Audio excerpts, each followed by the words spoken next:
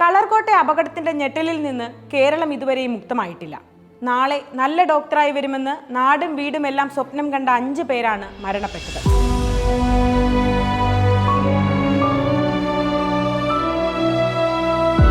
Hydroplaning എന്ന പ്രതിഭാസമാണ് ഇതിനു കാരണം.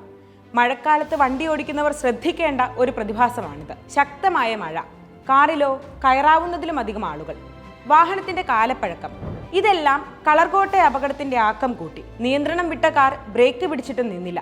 മഴ പെയ്ത് നനഞ്ഞ റോഡിലൂടെ കാർ തെന്നി നീങ്ങി അപകടം സംഭവിക്കുകയായിരുന്നു.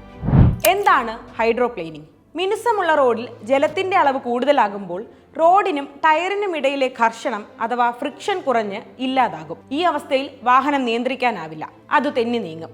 ഇതാണ് ഹൈഡ്രോപ്ലെയിനിങ്. അക്വാപ്ലെയിനിങ് എന്നും ഈ പ്രതിഭാസം വിളിക്കപ്പെടുന്നു. മിനുസമുള്ള തറയിൽ എണ്ണ ഒഴിച്ചെന്നിരിക്കട്ടെ, നമുക്ക് ആ പ്രതലത്തിലൂടെ നടക്കാൻ പ്രയാസമുണ്ടാവില്ലേ? നടക്കാനാകാതെ വരില്ലേ? അതുപോലെയാണ് ഹൈഡ്രോപ്ലെയിനിങ്ങും. വെള്ളമുള്ള റോഡിലൂടെ വണ്ടി ഓടിക്കുമ്പോൾ ടയറിന്റെ പമ്പിംഗ് ആക്ഷൻ കാരണം ടയറിനും റോഡിനും ഇടയിൽ വെള്ളത്തിന്റെ ഒരു പാളി രൂപപ്പെടും.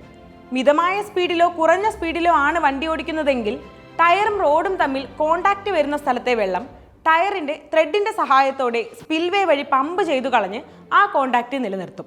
എന്നാൽ വേഗം കൂടുമ്പോൾ ഇങ്ങനെ പമ്പ് ചെയ്തു കളയാൻ പറ്റുന്ന അളവിനേക്കാൾ കൂടുതൽ വെള്ളം ടയറിനും റോഡിനും ഇടയിൽ വരും.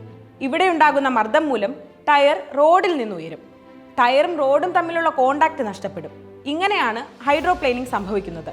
ടയറും റോഡുമായുള്ള കോണ്ടാക്ട് നഷ്ടപ്പെടുമ്പോൾ ബ്രേക്കിന്റെയും ആക്സിലറേറ്ററിന്റെയും പ്രവർത്തനം സാധിക്കാതെ വരും. വാഹനത്തിന്റെ നിയന്ത്രണം നഷ്ടമാകും. കളർകോട്ടെ വിദ്യാർത്ഥികൾക്ക് സംഭവിച്ചതും ഇതാണ്. ഹൈഡ്രോപ്ലെയിനിങ് എങ്ങനെ ഒഴിവാക്കാം? എന്തൊക്കെയാണ് ശ്രദ്ധിക്കേണ്ടത്? മഴക്കാലത്ത് അമിത വേഗത വേണ്ട. ടയറുകളിലെ എയർ പ്രഷറും കൂടാതെ നോക്കണം. കൃത്യമായ അളവിലെ പ്രഷർ പാടുള്ളൂ. എയർ പ്രഷർ കൂടിയാലും ഹൈഡ്രോപ്ലെയിനിങ് സംഭവിച്ചേക്കാം. തേയ്മാനം സംഭവിച്ച ടയറുകൾ മാറ്റാനും ശ്രദ്ധിക്കണം. വാഹനം നിയന്ത്രണത്തിൽ നിൽക്കുന്നില്ലെന്ന് തോന്നിയാൽ പതറരുത്. ആക്സിലേറ്ററിൽ നിന്ന് കാലെടുക്കണം. സഡൻ ബ്രേക്ക് ഇടാനോ വെട്ടിത്തിരിക്കാനോ പാടില്ല. ഇടവേളകളിട്ട് ബ്രേക്ക് ചെയ്ത് വാഹനം നിർത്താം. ഓർക്കുക, വേഗത്തേക്കാൾ റോഡിൽ വേണ്ടത് ശ്രദ്ധയാണ്. മഴക്കാലത്ത് കുറച്ചധികം ശ്രദ്ധിക്കാം. ജീവനെ കരുതാം.